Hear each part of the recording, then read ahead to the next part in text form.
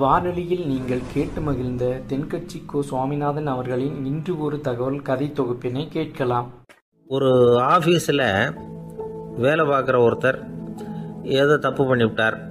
உடனே மேல் அதிகாரி அவரை கூப்பிட்டு அனுப்புனார். நீ செஞ்சது தப்புன்னார் கோபமாக. இது ஒரு ரகம்.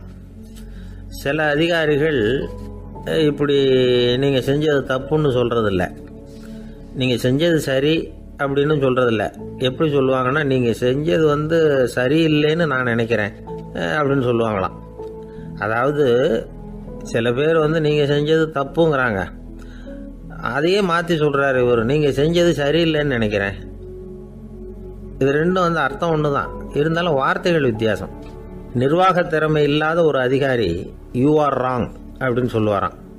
நிர்வாக திறமை உள்ள அதிகாரியாக இருந்தால் அதையே கொஞ்சம் மாற்றி I think you are not correct அப்படிம்பாரான். இதுதான் வித்தியாசம்.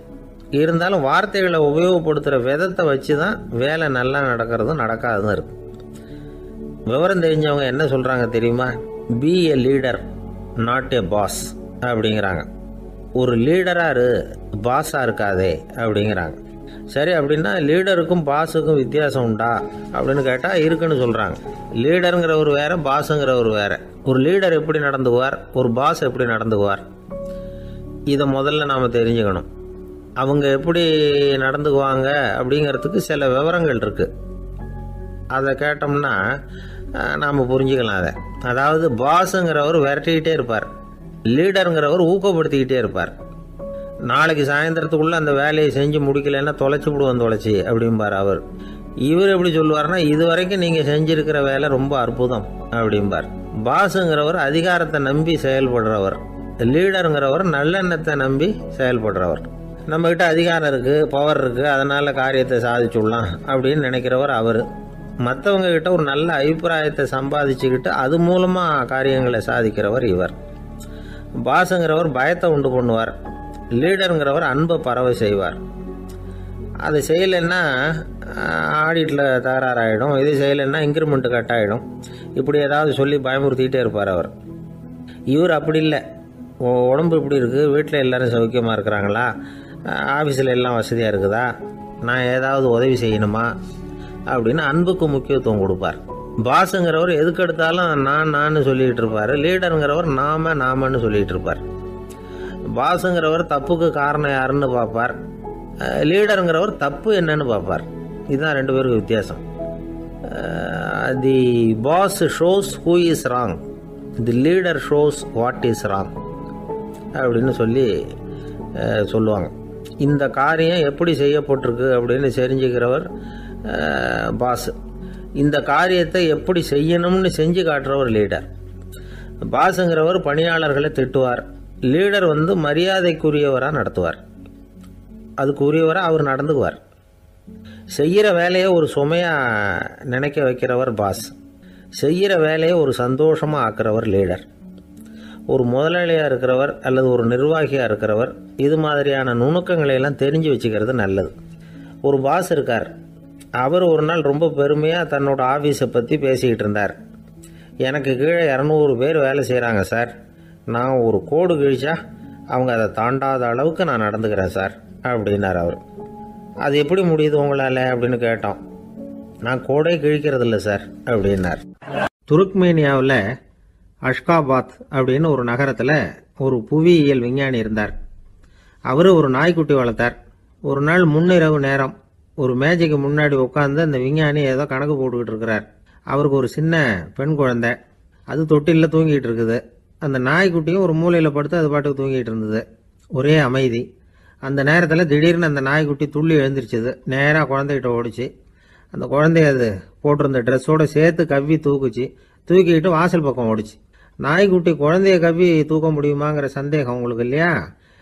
நீங்கள் நம்ம ஊர் நாய்க்குட்டியவே பார்த்து பழக்கப்பட்டிருக்கீங்க, அதனால் நம்புறதுக்கு சிரமமாக இருக்கும். அந்த ஊர்லெலாம் அது ரொம்ப ஸ்ட்ராங்காக இருக்கும், ஒரு ஏதோ கண்ணுக்குட்டி மாதிரி இருக்கும்.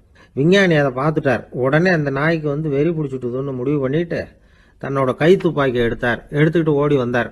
அவர் வெளியில் நாய்க்குட்டி எங்கே அப்படின்னு பார்த்து தேடுறார். அந்த நேரத்தில் அந்த வீடு இடிஞ்சு விழுது.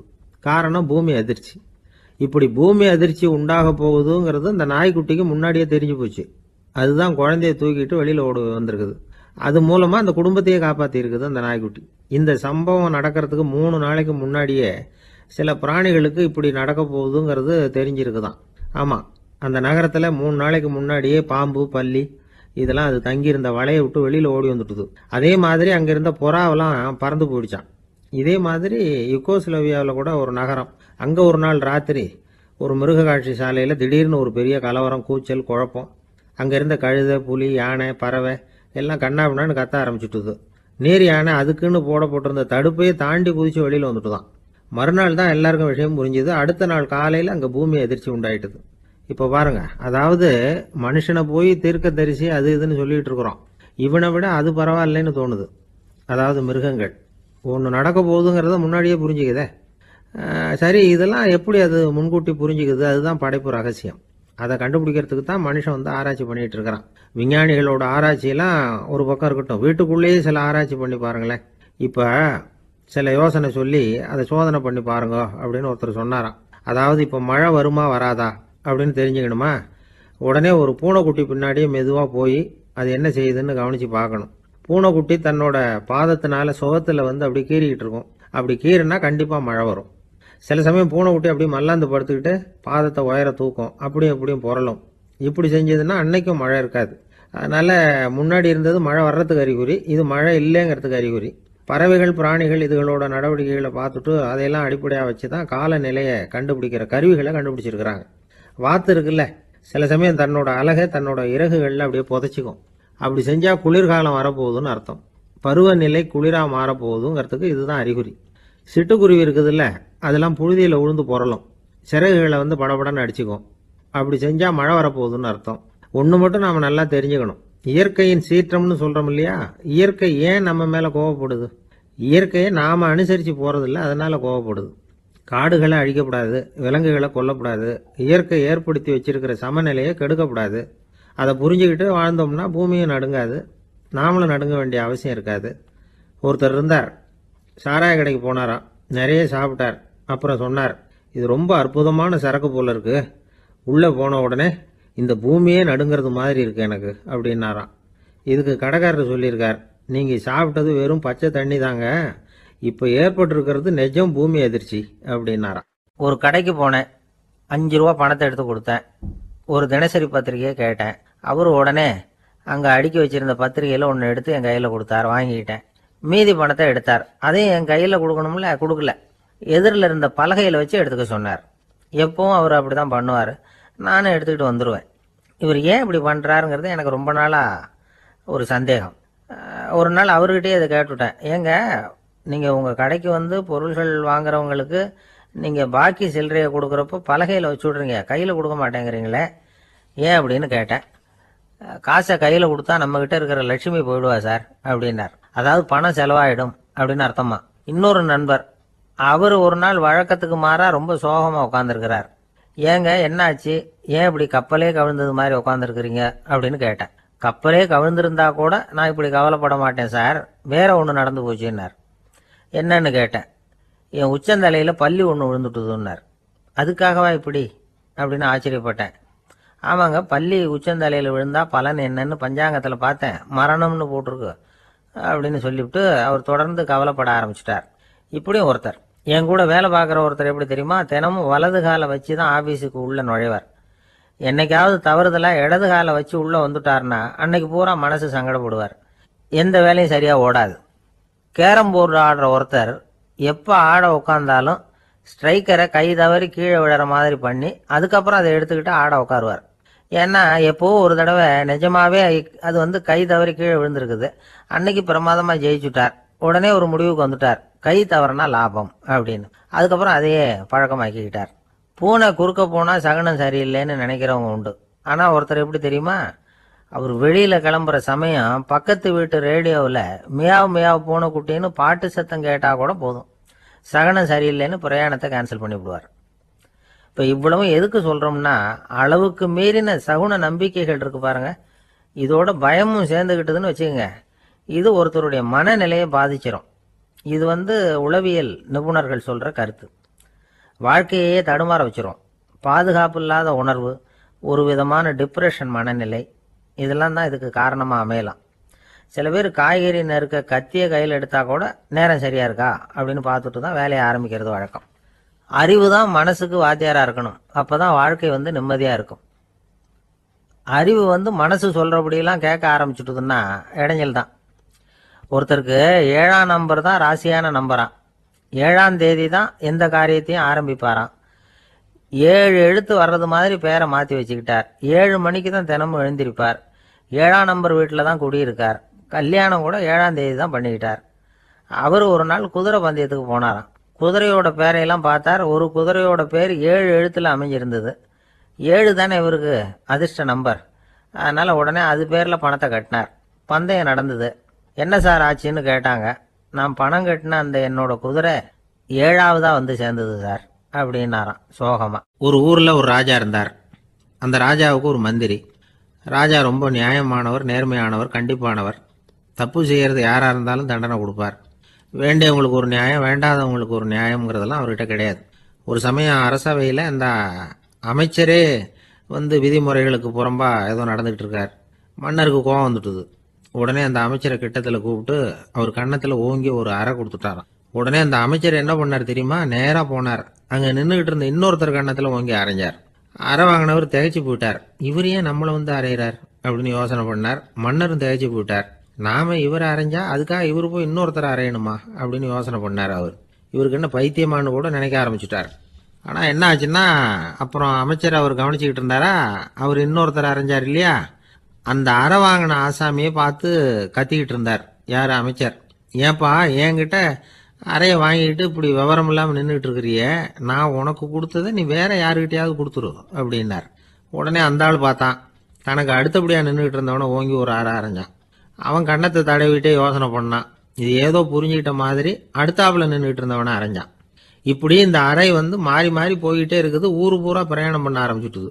அன்னைக்கு ராத்திரி அந்த ராஜா படுக்கிறதுக்காக போனார். அந்த நேரம் பார்த்து அவர் கன்னத்தில் பலார்னு ஒரு அறை விழுந்தது. நம்மளே அரையிறது யாரு அப்படின்னு அதிர்ச்சியோட மன்னர் திரும்பி பார்க்கறாரு. அரைஞ்சது அவரோட மனைவி. என்னாச்சு உனக்குன்னு கத்துனார் ராஜா. உங்களுக்கு தெரியாதா, ஊர் பூரா ஒருத்தர் மாற்றி ஒருத்தர் மூலமா இந்த அறை பிரயாணம் பண்ணிட்டு வருது அப்படின்னாங்க அந்த அம்மா. அப்படின்னா ஆரம்பிச்ச இடத்துக்கே வந்துட்டுதா அப்படின்னாராம் மன்னர். என்ன சொல்றீங்கன்னு கேட்டிருக்காங்க. இவர் விவரத்தை சொன்னாராம். அப்படின்னா நீங்க ஆரம்பிச்சு வச்ச இந்த விளையாட்டை நான் முடிச்சு வச்சுட்டேன் அப்படின்னாங்களாம் அந்த அம்மா. மறுநாள் காலை மறுபடியும் அரசவை கூடிச்சு அந்த அமைச்சர் மன்னரை பார்த்து கேட்டார். என்ன மகாராஜா, என்கிட்ட கொடுத்ததை திருப்பி வாங்கிட்டீங்களா அப்படின்னாராம். இப்படி நடக்கும்னு நான் எதிர்பார்க்கவே இல்லைன்னார் மன்னர். ஆனால் நான் எதிர்பார்த்தேன். அது எங்கே போயிட போகுது, ஊர் பூரா சுற்றி கடைசியில் உங்ககிட்ட தான் சேரும் அப்படிங்கிறது எனக்கு தெரியும் அப்படின்னார் அமைச்சர். இந்த கதை வேடிக்கையாக இருந்தால் கூட இதில் உள்ள கருத்து முக்கியமானது. இந்த உலகத்தில் பல கருத்துக்கள் இப்படி தான் மாறி மாறி சுற்றி வந்துக்கிட்டே இருக்குது. நம்மளும் ஒருத்தன் தன்னுடைய நண்பன் ஒருத்தனை கடத்தெருவில் பார்த்தான். உடனே ஓடி போய் பலார்னு ஒரு அறை கொடுத்தானான். அவன் கன்னத்தை தடவிட்டு ஏன்டா என்ன அரைஞ்சேன்னு கேட்டிருக்கான். நீ ஏன்டா என்ன முட்டாள்னு என் மனைவிட்ட போய் சொன்னேன் அப்படின்ட்டுருக்கான் அவன். உன்னை ஒரு முட்டாள்னு சொன்னதுக்காகவா நீ என்ன அரைஞ்ச அப்படின்னு கேட்டிருக்கான் இவன். டேய், நான் அதுக்காக அறையலப்பா, அது ஒரு பெரிய ரகசியம். நான் முட்டாளுங்கிறது அந்த ரகசியத்தை நீ ஏன் எங்கள் வீட்டில் போய் சொன்னேன், அதுக்காக தான் அரைஞ்சேன் அப்படின்னானா. இந்த உலகத்தில் நாம் நல்லபடியாக இருக்கணும்னா அதுக்கு முக்கியமாக தேவைப்படுறது 2. ஒன்று செல்வம், இன்னொன்று அறிவு. சரி, இது 2ல் சிறந்தது எது அப்படின்னு ஒரு கேள்வி கேட்டால் என்ன பதில் சொல்கிறது? இதே கேள்வியை ஹஸ்ரத் அலி அவர்கள்கிட்ட கேட்டாங்களாம். அவர் ஒரு பெரிய அறிஞர். கேள்வி கேட்டவங்களும் சாதாரண ஆட்கள் இல்லை, இவங்களும் அறிஞர்கள். ஒரு நாள் ஹஸ்ரத் அலி அவர்கள்கிட்ட 10 அறிஞர்கள் வந்தாங்களாம். ஐயா, நாங்கள் 10 பேரும் உங்ககிட்ட ஒரே கேள்வியை தான் கேட்க வந்திருக்கிறோம். ஆனால் எங்கள் 10 பேருக்கும் நீங்கள் தனித்தனியாக பதில் சொல்ல முடியுமா அப்படின்னு கேட்டிருக்காங்க. அதாவது அவங்க ஒரே கேள்விக்கு இவர்கிட்ட இருந்து 10 விதமான பதில் எதிர்பார்க்குறாங்க. சரி கேளுங்க, என்ன கேள்வி அப்படின்னார் அவர். அப்போ தான் அவங்க கேட்டாங்களாம், செல்வம், அறிவு, இது 2ல் சிறந்தது எது? இதுதான் கேள்வி. ஹஸ்ரத் அலி என்ன பண்ணார் தெரியுமா? அவங்கள ஒவ்வொருத்தராக கூப்பிட்டார். ஒவ்வொரு விதமான பதிலை சொல்லி அனுப்புனார். முதல்ல ஒருத்தரை கூப்பிட்டார். சொன்னார், அறிவுங்கிறது தீர்க்கதரிசிகள், ஞானிகள், மகான்கள் இவங்களோட பரம்பரை சொத்து. ஆனால் செல்வம்ங்கிறது கொடுங்கோலரின் ஆயுதம். அதனால் அறிவு தான் சிறந்தது அப்படின்னார். 2வது ஆளை கூப்பிட்டார். உங்ககிட்ட செல்வம் இருந்தால் நீங்கள் தான் அதை காப்பாற்றணும். ஆனால் அறிவு உங்களை எப்பவும் காப்பாற்றும். ஆகவே அறிவு தான் சிறந்தது அப்படின்னார். மூணாவது ஆளை கூப்பிட்டார்.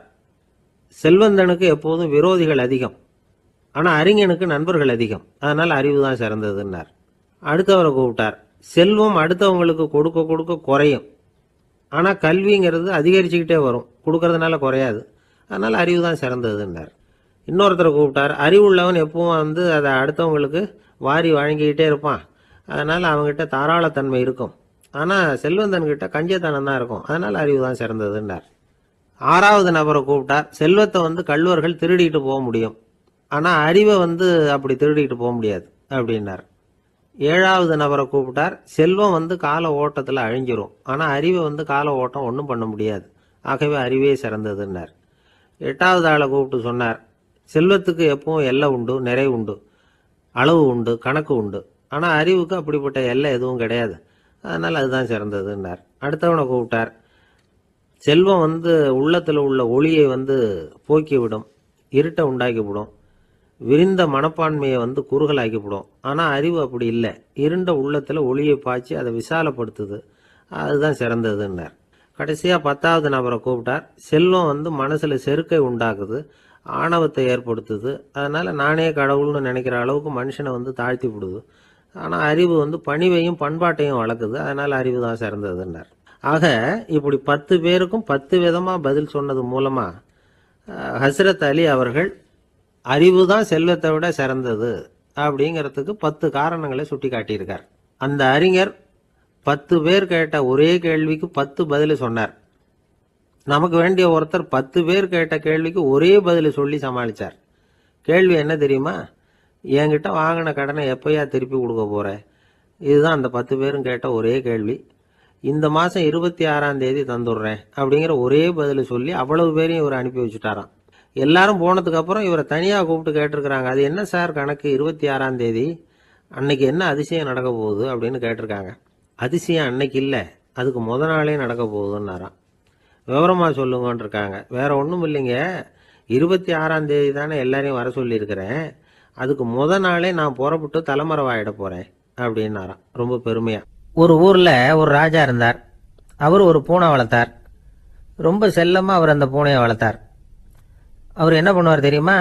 இரவு நேரத்தில் அந்த பூனையோட தலையில் ஒரு விளக்க வச்சுருவார். அந்த பூனை ரொம்ப ஜாக்கிரதையாக அந்த விளக்கு கீழே விழுந்துடாமல் பார்த்துக்கும். தலையை ஆட்டாமல் ரொம்ப நிதானமாக ராஜா பின்னாடி நடந்து போய்கிட்டே இருக்கும். அந்த விளக்கு வெளிச்சத்தில் எல்லா வேலைகளையும் செஞ்சிருவார். கையில் ஒரு விளக்கை தனியாக எடுத்துகிட்டு போக வேண்டிய அவசியமே இல்லை. விளக்கை தூக்கிட்டு போகிற வேலையை அந்த பூனை பார்த்துக்கும்.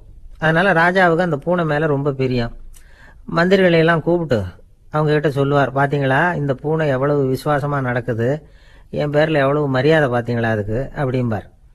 இதை கேட்டுவிட்டு அங்கிருந்த அமைச்சர்களில் ஒருத்தர் சொன்னார், மன்னா நீங்கள் சொல்கிறது சரிதான், இருந்தாலும் இந்த பூனையோட விசுவாசத்தை நாம் கொஞ்சம் சோதித்து பார்க்க வேண்டியிருக்கு அப்படின்னாராம். சரி, உங்கள் ஆசையை ஏன் கெடுக்கணும், நல்லா சோதிச்சு பாருங்க அப்படின்னு சொல்லிவிட்டார் ராஜா. உடனே அந்த அமைச்சர் என்ன பண்ணார் தெரியுமா? எங்கேயோ புறப்பட்டு போனார். ஒரு 5-6 எலிகளை பிடிச்சிக்கிட்டு வந்தார். அரண்மனையில் ராஜா ஏதோ வேலை பார்த்துக்கிட்டு இருக்கிறாரு. பக்கத்தில் அந்த பூனை ரொம்ப பணிவாக நின்றுக்கிட்டு இருக்குது. அது தலையில் விளக்கு எரிஞ்சிக்கிட்டு இருக்கு. அமைச்சர் தான் பிடிச்சிக்கிட்டு வந்த எலிகளை அந்த பூனை பார்வையில் படுறது மாதிரி எதிரில் விட்டார். அந்த எலிகள்லாம் அங்கேயும் இங்கேயும் ஓட ஆரம்பிச்சுது. அதை பார்த்தது பூனை, அவ்வளவுதான். தலையில் இருக்கிற விளக்கை பற்றியும் கவலைப்படலை, ராஜாவை பற்றியும் கவலைப்படலை. ஒரே பாய்ச்சலாக பாஞ்சு எலிகளை துரத்த ஆரம்பிச்சுட்டுது. தலையில் இருந்த விளக்கு எங்கேயோ போய் விழுந்தது, அணைஞ்சு போச்சு. இருட்டில் ராஜா தடுமாற ஆரம்பிச்சுட்டார். இந்த சமயத்தில் அந்த அமைச்சர் மறுபடியும் விளக்கை ஏற்றினார். வெளிச்சம் வந்தது. அதுக்கப்புறம் அந்த அமைச்சர் பேசினார், அரசே, பூனையோட விசுவாசத்தை பார்த்தீங்களா? எலி அது கண்ணில் படுற வரைக்கும் தான் விசுவாசமாக இருந்தது. அது மாதிரி எலியை பார்த்ததும் எல்லாத்தையும் விட்டுட்டு அதை துரத்த ஆரம்பிச்சுட்டு பார்த்தீங்களா? தான் அந்த பூனையை பற்றி நினச்சது தப்புங்கிறது அதுக்கப்புறம் தான் அந்த ராஜாவுக்கு புரிஞ்சுதான். சரி, இப்போ எதுக்கு இந்த கதையெல்லாம் அப்படிங்கிறீங்களா? இந்த பூனை மாதிரி தான் நம்ம மனசும். மனசை எவ்வளவு தான் பயிற்சி கொடுத்து பக்குவமாக வச்சுருந்தாலும் பார்க்கறதுக்கு பரமசாது மாதிரி தான் இருக்கும். பார்க்க வேண்டியதை பார்த்துட்டுதுன்னா பாஞ்சிரும். இந்த பூனை மாதிரி புலன் இன்ப பொருள்கள் கிட்டாத வரைக்கும் மனம் அடங்கி இருக்கிறது மாதிரி தான் தெரியும். கொஞ்சம் வாய்ப்பு கிடைச்சாலும் அது குதிக்க ஆரம்பிச்சிடும், தப்பு பண்ண ஆரம்பிச்சிடும். பெரிய பெரிய முனிவர்கள் வாழ்க்கையில் நடந்த வீழ்ச்சி இதை தான் நிரூபிக்குது. புலன்களின் ஆற்றல் அதிகம், அதனால மனக்கட்டுப்பாடு பயிற்சிகளில் ரொம்ப எச்சரிக்கையாக இருக்கணுங்கிறார் சுவாமி சிவானந்தர். மது பழக்கத்தையே விட்டுவிட்டேன்னு உறுதியாக இருப்பான். கடை கண்ணில் பட்டுவிட்டதுன்னா கால் அவனை கேட்காமலே இழுத்துக்கிட்டு உள்ளே போயிடும். இதுதான் மனசுங்கிறது. அதுதான் அந்த ராஜா வளர்த்த பூனை. நம்மால் ஒருத்தன் அந்த ராஜா பூனை தலையில் விளக்க வச்சது மாதிரி இவன் தன்னுடைய தலையிலேயே ஒரு விளக்கை ஏற்றி வச்சுக்கிட்டு என்னத்தையோ தேட ஆரம்பித்தான். தேடிட்டு இருக்கிறான். தலையை ஆட்டாமல் நிதானமாக நடந்து ரொம்ப நேரமாக தேடிட்டு இருக்கிறான். அந்த சமயம் அங்கே வந்த ஒருத்தர் என்னத்தை தேடுறீங்கன்னு கேட்டார். அதுதான் மறந்து போச்சு அப்படின்னு இழுத்தான். சரி, கொஞ்சம் இப்படி உட்காருங்க, ஞாபகம் வந்ததும் தேட ஆரம்பிக்கலாம் அப்படின்னார் அவர். இவன் கொஞ்ச நேரம் உட்காந்து யோசிச்சான். அப்புறம் திடீர்னு எழுந்திரிச்சான். ஞாபகம் வந்துட்டுதுன்னா. என்னன்னு கேட்டார். எங்கள் வீட்டில் இருந்த விளக்கை எங்கே வச்சேன்னு தெரியல, அதை தான் தேடிக்கிட்டு இருக்கிறேன், ஏற்றி வைக்கலாம்னு பார்க்குறேன் அப்படின்னா. ஒரு ராஜா இருந்தார். நாடு பூராவும் நிறைய மரங்களை நட்டு வளர்க்கணுங்கிறது அவரோட ஆசை. தானே அதுக்கு முன்மாதிரியாக இருக்கணும்னு நினைச்சார். அரண்மனையை சுற்றி மரங்களை நட்டு வளர்த்தார். இதை பார்த்துட்டு ஜனங்களும் அவங்கவுங்க வீட்டை சுற்றி மரக்கன்றுகளை நட்டு வளர்த்தாங்க. கொஞ்ச காலத்தில் ஊர் பூரா பசுமையாக மாறிச்சு. எல்லாருக்கும் சந்தோஷமா இருந்தது. இது ஒரு பக்கம் இருக்கட்டும். இப்போ நான் சொல்ல போகிற கதை வேற. அதாவது அந்த ராஜா ஒரு நாள் தன்னுடைய அரண்மனையை சுற்றி இருக்கிற விதவிதமான மரங்களை எல்லாம் போய் பார்த்தார். எப்படி இருக்கிறீங்க அப்படின்னு ஒவ்வொரு மரத்துக்கிட்டையும் விசாரிச்சாராம். எந்த மரமும் சந்தோஷமா இருக்கிறதா தெரியல. அதுக்கும் மனசுல ஒரு குறை. முதல்ல ஆலமரத்துக்கிட்ட போனார். அது சொல்லிச்சு, மண்ணா, நான் நல்லா பெருசா வளர்ந்துருக்கிறேன், அடர்த்தியா இருக்கிறேன், கிளையெல்லாம் 4 பக்கமும் நல்லா படர்ந்து தான் இருக்குது, இருந்தாலும் எந்த பிரயோஜனமும் இருக்கிறதா தெரியல. எனக்கு என்னுடைய பழம்லாம் ரொம்ப சின்னதா இருக்குது, என் கண்ணுக்கு சரியா புறப்பட மாட்டேங்குது. நான் இருக்கிற சைஸுக்கு என்னுடைய கிளையில இருக்கிற பழம்லாம் எவ்வளவு பெருசா இருக்கணும், அது இத்தினூண்டு இருக்கிறது எனக்கு பெரிய அவமானமா இருக்கு. இப்படி இங்க நின்றுகிட்டு இருக்கிறதே ரொம்ப கூச்சமா இருக்கு. ஒரு நல்ல புயல் வந்ததுன்னா பேசாம சாஞ்சு விடலாமான்னு பாக்குறேன் அப்படின்னு புலம்புது ஆலமரம். சரி, இருக்கட்டும்னு நினைச்சுக்கிட்டு ராஜா அடுத்தபடியா ஒரு அத்தி மரத்துக்கிட்ட போனார். அதுவும் புலம்ப ஆரம்பிச்சுட்டுது. நான் கூட பெரிய மரம் தான், இல்ல இலையெல்லாம் அழகா தான் இருக்குது, பழம் அழகா இருக்குது, இருந்தாலும் உள்ள விஷயம் இல்லையே, அத்தி பழத்தை புட்டு பார்த்தா அத்தனையும் சொத்த அப்படின்னு பழமொழியே உண்டாயிட்டுதே. இப்படி ஒரு கெட்ட பேரோட நான் இருக்கணுமா அப்படின்னு புலம்புது அது. சரி, இது இருக்கட்டும் அப்படின்னு சொல்லி அடுத்தபடியா வேப்ப மரத்துக்கிட்ட போனார். அது தன்னுடைய வேதனையை வெளியிட்டது. எனக்கு எவ்வளவோ மருத்துவ குணங்கள்லாம் இருக்கிறதா சொல்லிக்கிறாங்க, இருந்தாலும் என்ன பிரயோஜனம், என்னுடைய பழத்தை மனிதர்கள் யாரும் விரும்பி சாப்பிடுறது இல்லையே அப்படின்னுது. ராஜா அடுத்தாப்புல இருந்து ஒரு பனை மரத்துக்கிட்ட போனார். நான் நல்லா உயரமா தான் வளர்ந்துருக்கிறேன், மற்ற மரங்கள்லாம் என்னை வந்து அண்ணாந்து தான் பார்க்கணும், இருந்தாலும் என்கிட்ட நிழலுக்காக யாரும் வந்து ஒதுங்கிறது இல்லையே அப்படின்னுது. என்ன இது, எல்லா மரமும் இப்படி திருப்தி இல்லாம இருந்துகிட்டு இருக்குதே அப்படின்னு நினைச்சுக்கிட்டே ராஜா அடுத்தபடியா அங்க இருந்த ஒரு பைன் மரத்துக்கிட்ட போனார். அழகா உயரமா பசுமையா தான் இருந்தது, ஆனா பழமோ பூவோ கிடையாது. அதை நினைச்சு அது வருத்தப்பட்டுக்கிட்டு இருக்குது. ஓக் மரம் அது ஒன்று நின்றுட்டு இருந்தது. அது என்ன சொல்லிச்சுன்னா, இலையுதிர் காலத்துல என் மேல இருக்கிற எல்லா இலைகளும் உதிர்ந்து போடுது, முடி கொட்டின மனிதர்கள் மாதிரி மொட்டையா நான் நிக்க வேண்டி இருக்குது, என்ன வாழ்க்கை இது அப்படின்னு சொல்லி அழுத்துக்கிட்டது. சரி, புளிய மரம் என்ன சொல்லுது பாப்போம்னு அதுகிட்ட போனா, என்னுடைய நிழல்ல யாருமே தங்க மாட்டாங்க, உடம்புக்கு சூடுன்னு ஒதுங்கி போயிடுவாங்க, அடிமரத்தை பார்த்தீங்கன்னா பட்டையெல்லாம் உறிஞ்சி பார்க்கறதுக்கே கேவலமா இருப்பேன் அப்படின்னுது அது. முருங்கை மரம் என்ன சொல்லிச்சு தெரியுமா, என்னுடைய இலை காயெல்லாம் சாப்பிட்றவங்களுக்கு சத்து கொடுக்கறது வாசம் தான், ஆனா என் உடம்புல சத்தே கிடையாது, கொஞ்சம் வேகமா காத்து அடிச்சதுன்னா முறிஞ்சி விழுந்துடுறேன், என்ன வாழ்க்கை இது அப்படின்னு சொல்லி அது வருத்தப்பட்டது. ராஜா யோசனை பண்ணார், என்ன இது, மரங்கள் வந்து பூமியின் வரங்கள்னு சொல்றோம், மழை பெய்யறதுக்கு அதுதான் காரணம், பூமி செழிப்பா இருக்கிறதுக்கும் அதுதான் காரணம், வீடு கட்டுறதுக்கு மரம், நாற்காலி செய்ய உபயோகப்படுத்துறதுக்கும் அதுதான் உபயோகப்படுது, மனுஷனுக்கு வேண்டிய ஆகாரங்களையும் கொடுக்குது, இப்படிலாம் இருந்தும் எல்லா மரமும் நிம்மதி இல்லாம இருந்துகிட்டு இருக்குதே அப்படின்னு நினைச்சார். அப்போ அங்க இருந்த ஒரு மகிழ மரம் அவர் கண்ணில் பட்டது. அந்த மரம் மட்டும் கொஞ்சம் நிம்மதியா மகிழ்ச்சியா இருக்கிறது மாதிரி தெரிஞ்சுது. உடனே ராஜா அதுகிட்ட போனார். உனக்கு மனசுல எதுவும் குறை இல்லையான்னு கேட்டார். இல்ல, நான் சந்தோஷமா தான் இருக்கேன்னு அந்த மகிழ மரம். அப்படியான்னு ஆச்சரியமா கேட்டார் ராஜா. ஆமா மன்னா, இந்த இடத்துல நீங்க ஒரு முருங்கை மரத்தையோ வேப்ப மரத்தையோ கூட நட்டிருக்கலாம், ஆனா இந்த இடத்துல நடுறதுக்கு என்ன தேர்ந்தெடுத்திருக்கிறீங்க, அதுவே எனக்கு பெருமை, அதுவே எனக்கு திருப்தி அப்படின்னு தான் மகிழ மரம். மகிழ மரம் சாதாரணமா தான் இருக்கும், இளம் மஞ்சள் நிறத்துல பூக்கள், அது காய்ந்தும் மனம் வீசும். மகிழ மரம் மாதிரி மன திருப்தியோட வாழறதுக்கு நாம கத்துக்கணுமா. நாம இந்த உலகத்துல ஒரு நாயாவோ நரியாவோ கூட பிறந்திருக்கலாம், மனுஷனா பிறந்திருக்கிறோம், அதுவே பெருமை தானே. இந்த நிறைவு தான் மகிழ்ச்சியின் ரகசியம். ஒரு பையன் அப்பா கிட்ட போய், அப்பா, நீங்க இந்த உலகத்துல ஒரு மனுஷனா பிறந்தது என்னோட அதிர்ஷ்டம் நானா. ஏண்டா அப்படி சொல்றேன்னு இருக்காரு அப்பா. நீங்க ஒரு கரடியா பிறந்திருந்தா இந்நேரம் நானும் ஒரு கரடி குட்டியா தானே இருந்திருப்பேன் அப்படின்னு நானா பையன். ஒரு விவசாயி விதைக்கிறதுக்காக வயல்வெளி பக்கம் போகிறார். விதைகளை அள்ளி வீசினார். அப்போ என்ன ஆச்சுன்னா, சில விதைகள் பாதை ஓரத்தில் விழுந்தது, சில விதைகள் முள் செடிகள் மண்டி இருந்த புதருக்கு இடையில விழுந்தது, சில விதைகள் நல்ல நிலத்தில் விழுந்தது. பாதை ஓரத்தில் விழுந்த விதை என்ன ஆச்சுன்னா, அதெல்லாம் பறவைகள் கண்ணில் போட்டுவிட்டுது. உடனே உட்காந்து கொத்தி தின்னுட்டு போட்டுது. அதிகமாக மண் இல்லாத பாறை பகுதியில் விழுந்த விதையெல்லாம் லேசாக வேர் விட்டு முளைக்க ஆரம்பிச்சிது. அதுக்கப்புறம் வேர் கீழேயும் ஆழமாக போக முடியல, மேலேயும் சூரிய வெப்பம் அதிகம் தாங்க முடியல, எல்லாம் காஞ்சி கருகி போட்டுது. புதர் பகுதியில் சில விதைகள் விழுந்தது இல்லையா, முள் செடிகள் காடாக மண்டி போயிருந்தது. அதனால் முளைச்சி வர்ற செடிக்கு நெருக்கடி அதிகமாக போட்டுது, சரியாக வளர முடியல, விளைச்சலும் சரியா இல்லை. நல்ல நிலத்தில் விழுந்த விதைகள் மட்டும் நல்லா முளைச்சிது, நல்லா வளர்ந்தது, விளைச்சலும் பிரமாதமாக இருந்தது. இந்த கதையை சொல்லிவிட்டு கேட்க செவியுள்ளோர் கேட்கட்டும் அப்படிங்கிறார் இயேசு பெருமான். ஆமாம், இயேசு கடலில் நின்ற படகு ஒன்றில் உட்காந்துருக்கிறார். கடற்கரையில் ஏராளமான மக்கள் உட்காந்துருக்கிறாங்க. அந்த சமயத்தில் தான் இயேசு ஓமைகள் மூலமாக மக்களுக்கு பல உண்மைகளை சொல்லிகிட்டு இருக்கிறார்.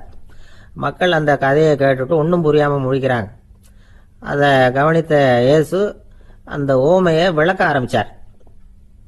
இதில் அந்த விதைக்கிறவர் தான் இறைவன். அவருடைய வார்த்தைகளை விதைக்கிறார். அந்த வார்த்தைகளை கேட்கிற மக்கள் அந்த விழுந்த விதைகள் மாதிரி 4 வகையானவர்கள். சில பேர் பாதை ஓரத்தில் விழுந்த விதைகள் மாதிரி இறைவன் வார்த்தைகளை அவங்க கேட்குறாங்க. ஆனால் தீய எண்ணங்கள் செய்கைகள் மூலமாக விதைக்கப்பட்ட வார்த்தைகள் அழிஞ்சு போடுது. இறைவன் வார்த்தைகளை கேட்ட உடனே மகிழ்ந்து போய் உடனே சில பேர் அதை ஏற்றுக்கிறாங்க. இவங்கெல்லாம் அந்த பாறை பகுதியில் விழுந்த விதைகள் மாதிரி. அதனால் இவங்கெல்லாம் வேறு இல்லாதவங்க, கொஞ்ச காலத்துக்கு இறை வார்த்தைகளுக்கு கீழ்ப்படிந்து நடப்பாங்க. அதனால் ஏதாவது இடைஞ்சல் ஏற்பட்டால் உடனே தடுமாறுவாங்க, தங்கள்கிட்ட இருக்கிற நல்ல பண்புகளை விட்டுட்டு பாவ வழிகளுக்கு போயிடுவாங்க. முள் செடிகளுக்கு இடையில விழுந்த விதைகள் மாதிரி உள்ளவங்க யாருன்னா, இவங்களுக்கு உலக கவலை உண்டு, செல்வத்தின் மீது மயக்கம் உடையவர்கள், உலக ஆசைகள் இவங்களுக்குள்ள பூந்துடுறதுனால அங்கே இருக்கிற நல்ல பண்புகள் மறைஞ்சு போயிடுது. அதனால் அவங்களும் உபயோகம் இல்லாதவங்களா ஆயிடுறாங்க. நல்ல மனிதர்கள் நல்ல நிலத்தில் விழுந்த விதைகளுக்கு ஒப்பானவர்கள். இவங்க இறை வார்த்தையை கேட்குறாங்க, அதை ஏற்றுக்கிறாங்க, அவங்களும் நல்லபடியாக வாழுறாங்க, அடுத்தவங்களுக்கும் உபயோகமாக இருப்பாங்க. இதுதான் இயேசு சொன்ன விளக்கம். நல்ல வார்த்தைகளை கேளுங்கள், நல்ல வார்த்தைகளை ஏற்றுக்கொள்ளுங்கள், அடுத்தவங்களுக்கு உபயோகமாக இருங்க. இதுதான் பெரியவங்கள்லாம் நமக்கு சொல்லுகிற உபதேசம். ஒரு அப்பா தன்னுடைய மகனுக்கு உபதேசம் பண்ணார். இதை பாருப்பா, நல்ல வார்த்தைகளை கேட்கணும், எப்போதுமே மகன் அப்பா பேச்சை கேட்கறது நல்லது அப்படின்னாராம். நீ ஏதாவது ஒரு தப்பு பண்ணால் என் தலையில் ஒரு முடி நரைச்சி வெள்ளையா போடும்பா, நீ செய்கிற ஒவ்வொரு தப்புக்கும் என் தலையில் ஒவ்வொரு முடி வெள்ளையாயிடும் அப்படின்னாராம். பையன் யோசிச்சான், அப்பா இப்போதான் எனக்கு புரியுது, தாத்தாவோட தலைமுடி பூராவும் வெள்ளையா இருக்கிறதுக்கு என்ன காரணம்ங்கிறது எனக்கு இப்போதான் புரியுது அப்படின்னா. ஜவஹர்லால் நேரு பிரதமராக இருந்த சமயம் அவர் ஒரு தடவை சென்னைக்கு வந்திருக்கிறார். இங்கே சில முக்கிய நிகழ்ச்சிகளில் கலந்துக்கிறதுக்காக வந்திருந்தார். ஆளுநர் மாளிகையில் ஒரு நாள் ராத்திரி தங்கி மறுநாள் புதுடெல்லி புறப்படுறதாக ஏற்பாடு. நிகழ்ச்சியிலெல்லாம் முடிச்சுக்கிட்டு ஆளுநர் மாளிகையில் தங்கி இருக்கிறார். அன்றைக்கு இரவு படிக்கிறதுக்கு ஒரு முக்கியமான புத்தகம் அவருக்கு தேவைப்பட்டது. அந்த சமயத்தில் உலக அளவில் ஒரு முக்கியமான பொருளாதாரம் சம்பந்தமான ஒரு புத்தகம் வெளியாகி இருக்கிற விஷயம் அவருக்கு தெரியும். அந்த புத்தகம் மெட்ராஸுக்கு வந்திருக்குமா, அது இங்கே கிடைக்குமா அப்படின்னு விசாரிச்சிருக்கிறார் நேருஜி. அவர் இப்படி கேட்ட உடனே அங்கே இருந்தவங்கெல்லாம் ரொம்ப பரபரப்பாக செயல்பட ஆரம்பிச்சுட்டாங்க. முக்கியமான இடங்கள்ல எல்லாம் விசாரிச்சிருக்கிறாங்க, அந்த புத்தகம் உங்ககிட்ட இருக்கான்னு. சென்னையில் உள்ள கன்னிமாரா நூல் நிலையத்துக்கு எப்படியும் அந்த புத்தகம் வந்திருக்கணும் அப்படின்னு ஒரு நம்பிக்கை. அங்கே விசாரித்தாங்க. அந்த புத்தகம் 2 நாளைக்கு முன்னாடி தான் அங்கே வந்திருக்குது அப்படிங்கிற விஷயம் தெரிஞ்சுது. உடனே எல்லாரும் அங்கே ஓடினாங்க. அவங்களுக்கு இன்னொரு சந்தேகம், புத்தகம் வந்திருக்கு சரி, அது இந்த சமயத்தில் வேற யாரும் படிக்கிறதுக்கு எடுத்துகிட்டு போயிருக்கக்கூடாதே அப்படிங்கிற சந்தேகம் இருந்தாலும் மனசுக்குள்ள ஒரு தைரியம். இப்படி ஒரு புத்தகம் வெளிவந்திருக்கிற விஷயமே நேருஜி சொல்லி தான் நமக்கே தெரியும். அதுவும் இல்லாமல் உலக பொருளாதாரம் சம்பந்தமான ஏதோ ஒரு புத்தகம் அது. அதை போய் இந்த நேரத்தில் அவ்வளவு ஆர்வமாக யார் எடுத்துகிட்டு போயிட போகிறாங்க அப்படிங்கிற தைரியம். இந்த தைரியத்தோடு அந்த நூல் நிலையத்துக்கு ஓடினாங்க. புத்தகத்தை தேடினா அது கிடைக்கல, யாரோ எடுத்துகிட்டு போயிருக்கிறாங்க. நேருவுக்கு மட்டுமே தெரிஞ்சிருந்த அந்த புத்தகம் பற்றின விஷயம் சென்னையில் வேற ஒருத்தருக்கும் தெரிஞ்சிருக்குது. உடனே எல்லாரும் பரபரப்பாக அந்த அதுக்குன்னு இருக்கிற ரிஜிஸ்டர் இருக்குல்ல, பதிவேடு, அதை புரட்டி பார்க்குறாங்க யார் எடுத்துகிட்டு போகிறாங்கன்னு தெரிஞ்சுக்கிறதுக்காக. எடுத்துகிட்டு போனவங்க அதில் கையெழுத்து போட்டிருப்பாங்கல்ல, அதை பார்த்து யாருன்னு தெரிஞ்சுக்கலாம் அப்படிங்கிறதுக்காக தான் அதை புரட்டுறாங்க. அதோ அந்த புத்தகத்தோட பேர், பக்கத்தில் அதை எடுத்துக்கிட்டு போனவங்க கையெழுத்து. உத்து பார்க்குறாங்க எல்லாரும். அதில் போட்டிருக்குது பேர், CN அண்ணாதுரை அப்படின்னு எழுதியிருந்தது. அவர் தான் பேரறிஞர் அண்ணா. நேரு படிக்க விரும்பின ஒரு புத்தகத்தை அதே நேரம் படிக்க விரும்பின இன்னொரு தலைவர் இவர். படிக்கிறதுல அவருக்கு இருந்த ஆர்வத்தை நாம் தெரிஞ்சுக்கணும்னா அதுக்கு எவ்வளவோ சம்பவங்கள் இருக்குது. கடைசி காலத்தில் அவர் அடையாறு மருத்துவமனையில் படுத்திருக்கிறார். அவருக்கு ஒரு முக்கியமான அறுவை சிகிச்சை செய்ய வேண்டியிருக்குது அவசரமாக. அமெரிக்காவிலேருந்து டாக்டர் மில்லர் வந்திருக்கிறார். அவர்கிட்ட கேட்குறார், டாக்டர் நாளைக்கே அறுவை சிகிச்சை செய்ய போகிறீங்களா அப்படின்னு. ஆமாங்கிறார் டாக்டர் மில்லர். நாளைக்கு மறுநாள் செஞ்சுக்கிறேனே அப்படின்னாரான் அண்ணா. ஏன் ஏதாவது நாள் பார்க்குறீங்களான்னு கேட்டிருக்கார். இல்லை, ஒரு புத்தகத்தை படிச்சுக்கிட்டு இருக்கிறேன், அதை நாளைக்குள்ளே முடிச்சிருவேன், அதுக்கப்புறம் நான் இறந்தாலும் கவலை இல்லை அப்படின்னாரான் இவர். அவர் தான் அறிஞர் அண்ணா. சங்ககால நூல்கள்லேருந்து சமீபத்தில் வந்த நூல்கள் வரைக்கும் எல்லாம் அவர் படிச்சிருக்கிறார். ஒரு திருமண விழாவில் அவர் பேசும்பொழுது சொன்ன விஷயம் இது. சங்க காலத்தில் காதலியை மணக்க விரும்புகிறவனுக்கு அவனுடைய தந்தை வீர சோதனைகள்லாம் வைப்பார். போய் புலிப்பல் கொண்டுக்கிட்டு வா, அப்போ தான் என் பொண்ணை கொடுப்பேன் அப்படின்னு சொல்லுவார். காதலன் உடனே காட்டுக்கு போவான், ஒரு புலியை கொன்று அதனுடைய பல்லை கொண்டுகிட்டு வருவான். அதை வீர பதக்கத்தில் பதிச்சு அவனுக்கு மாமனார் சூட்டுவார் கல்யாண சமயத்தில். இப்போலாம் காதலன் கிட்ட அப்படி சொல்ல முடியாது. இப்போலாம் காதலன் கிட்ட காட்டுக்கு போய் புலிப்பல் கொண்டுகிட்டு வான்னு யாராவது சொன்னால்